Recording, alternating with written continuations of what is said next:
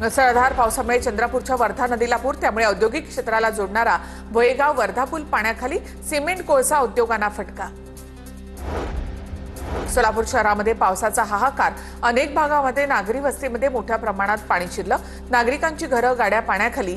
शेळगी भागातील सर्व भीषण परिस्थिती ड्रोन कॅमेऱ्यामध्ये कैद।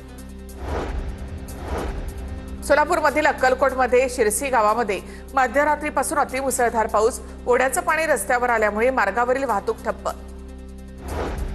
सोलापूर जिल्ह्यातील अनेक भागांमध्ये मुसळधार पावसाची हजेरी। पावसामुळे वज्रेश्वरी नगरच्या आजूबाजूतील परिसरात शेतासह नागरी वस्तीमध्ये पाणी शिरलं। सोलापूर धुळे राष्ट्रीय महामार्गावर पाणीच पाणी, महामार्गावर पाणी साचलं, त्यामुळे वाहतुकीवर त्याचा परिणाम। धुळ्यावरून सोलापूरकडे जाणाऱ्या वाहतुकीवर त्याचा परिणाम।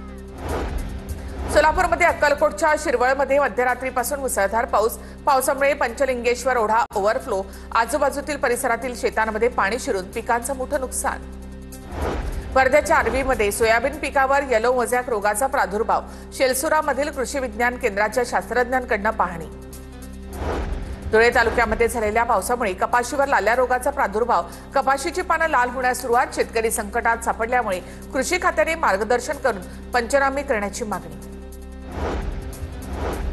जळगावमध्ये जिल्ह्यात सतत हवामानात बदल, कारल्याचं उत्पन्न घटलं, गतवर्षीच्या तुलनेमध्ये 80% कारला उत्पादनामध्ये घट।